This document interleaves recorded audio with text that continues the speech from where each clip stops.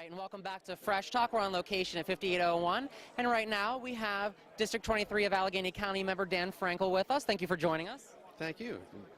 Glad to be here. So now you are working on a lot of different projects here, and you are a big, huge supporter of the House bill for the non-discrimination bill. Right. It's a bill that I've been working on almost since the day I walked in the door of the Pennsylvania House. House Bill 300 would amend the Pennsylvania Human Relations Act to include civil rights protections for LGBT people. I mean, we provide protections for people on the basis of race, gender, religion, disability, but still, today in Pennsylvania, it's still legal to discriminate people on the basis of sexual orientation, gender identity, and expression. And that's unacceptable. I mean, it's unbelievable in this day and age that you can still fire somebody because they're an LGBT person. You can deny them an apartment. You can deny them access to a system of higher education.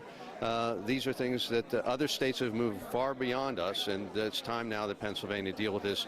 House Bill 300 this time, particularly with the help of Brian Sims, who's brought really a face. I mean, the first openly gay person elected to Pennsylvania House, has made it really something that many of my colleagues, when they meet him and they see him and they talk to him, say, you know, how could we discriminate against the LGBT community? So today, for the first time, we have 92 co-sponsors of this legislation in the House. We have 25 members of the Senate, half the state Senate co-sponsoring this legislation. I think on the horizon, near horizon for Pennsylvania, we will stop discriminating against the LGBT community, and it's high time we did that. Absolutely. I'm looking forward to that myself, believe me. I mean, you know, it's very hard sometimes to try and fight so hard all the time for everything, basic rights that most people have, and it's great to have, you know, Sims in there as a face on that. But you've been doing this for a long time. I mean, you are one of the co-chairs on the LGBT committee in our government. I mean, you've really been, you know, ahead of the game for a long time. So tell me, what was your motivation when you first started doing this? I mean, civil rights has been something that inspired me to get in government. I'm a little bit older than Brian, so I was growing up in the 1960s. I watched the civil rights movement evolve. I've studied it.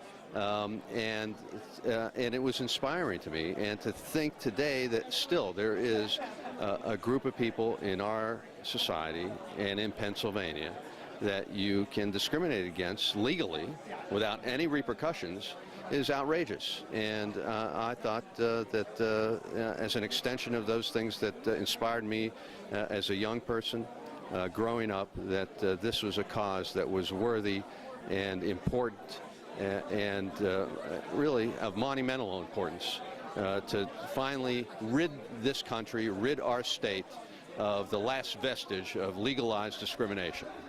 Oh, absolutely, and I definitely wish you the best on your endeavors. Of everyone in the LGBT community and the Gay Life Television are probably wishing the most for you too on that endeavor. One of the things, and I don't know if this happened very recently, we were experiencing an alleged hate crime that happened in the Pittsburgh area. And one of the things in Pennsylvania is for our non-discrimination laws and hate crime laws, pretty much everything under the sun is included except for sexual orientation. And it was stated that because it was attached to an unrelated bill, that's why it didn't pass. How do you feel about that, and do you feel that this really was just a political way of getting past that? Well, we passed a hate crimes bill. It was attached to a bill that was declared non-germane by the state Supreme Court. We should have had the ability to revisit it. It was a different time when we passed it. We have a different lineup in Harrisburg.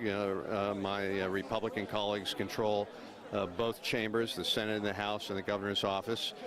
We need to sensitize them to this issue. I mean, I think hate crimes are something that we shouldn't tolerate anywhere, and particularly against the LGBT community. I mean, how is it that we don't outlaw that is beyond me, but we'll revisit that as well. The momentum in terms of public opinion is you can't ignore. I mean, at the end of the day, Pennsylvanians don't believe you should discriminate against by 75% of the state. Doesn't matter what region you're in, the center of the state, the T that everybody thinks is so conservative, those people don't believe you should discriminate. So every region of the state believes that. Marriage equality, another issue that I think is a priority for me. It's obviously a priority for Brian, but quite not in the same position. But still, a majority of Pennsylvanians believe that there ought to be marriage equality, that same-sex couples ought to be able to have the same rights and privileges the heterosexual couples have, and we need to do that as well. We're a little further behind the curve on that. I think we need to get done non-discrimination. We'll do marriage equality. Those things are all going to happen. We also have a legal action taking place. The ACLU and other groups have challenged the DOMA law in Pennsylvania. We believe that there is an innate right based on every Pennsylvanian having the right to marry is a no-brainer. We hope the courts will rule on this quickly.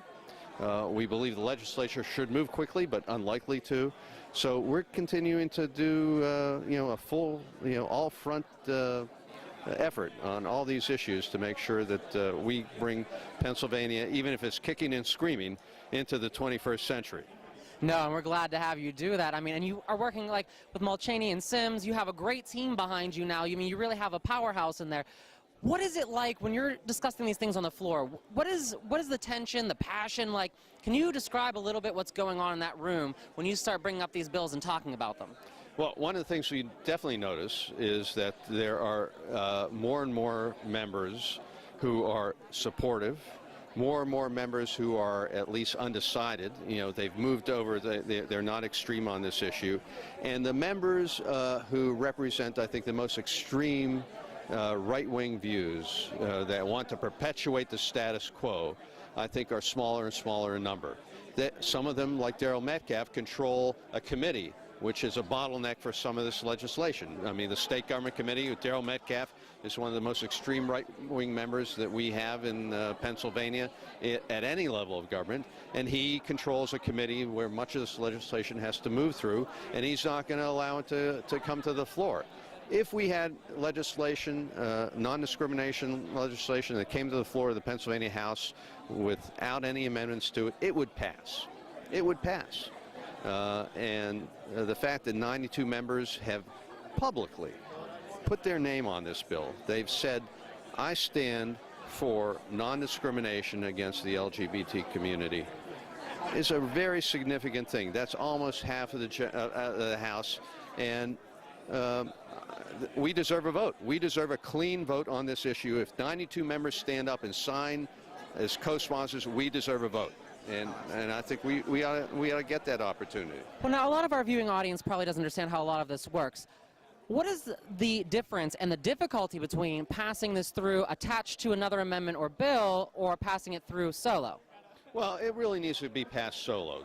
This bill should have the opportunity to have the dignity and the respect to have the high profile of a bill that is something that is clean, that's unrelated to anything else, and Pennsylvania ought to be able to be proud to stand up and say that we have passed a bill, a clean bill for non-discrimination against the LGBT community. It would pass. I'm convinced of that. We just need the opportunity. We need the leadership in the Republican Party in the Pennsylvania House and the Pennsylvania Senate to say we'll allow that opportunity to happen, and we'll let the cards fall where they may. No, I mean, I believe that it will, and everyone's looking forward to that day. And like I've said before, it all depends on, the viewing audience, the voters. Call in, speak out your mind, ask your representatives to support these things. You make that difference. These people in here representing you, but you have to let them know what you want. And you have to let the people that aren't representing you know what you won't stand for. And that's what they're fighting for. So make sure that you're backing them up in every way you can. Absolutely. I would tell you, those of you who have been out there calling your legislators, calling your state senators, your local elected officials. We've had great progress at the local level. You've made an enormous difference. We need to continue that. So you need to take the time to personally contact your legislator and talk to them about these issues. I have some colleagues, believe it or not, who will tell me that they've never met a gay constituent. I mean, it's incredible.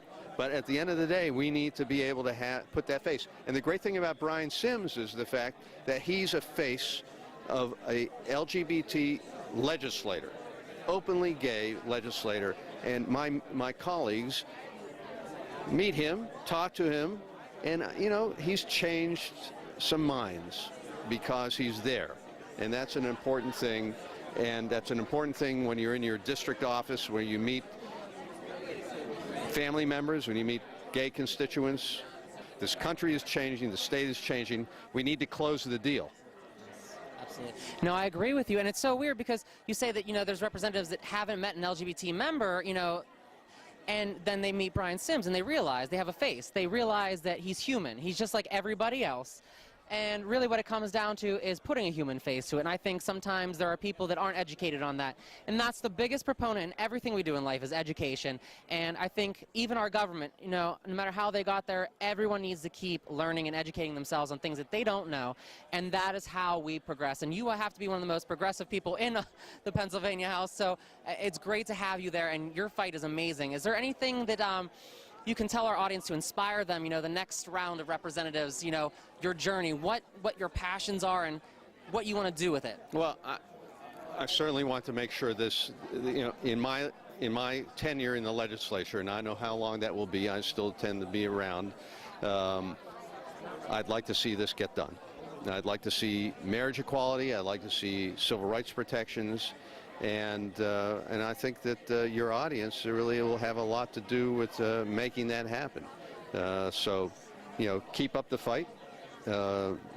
Keep up the advocacy. Do the things that we need to do. This is, I think, one of the most important things for our Commonwealth of Pennsylvania, for our citizens, that we can do to forward so many different issues, that are related to this.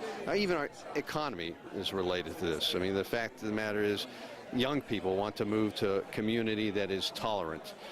All these high-tech companies, they embrace tolerant communities that embrace everybody because they have a diverse workforce.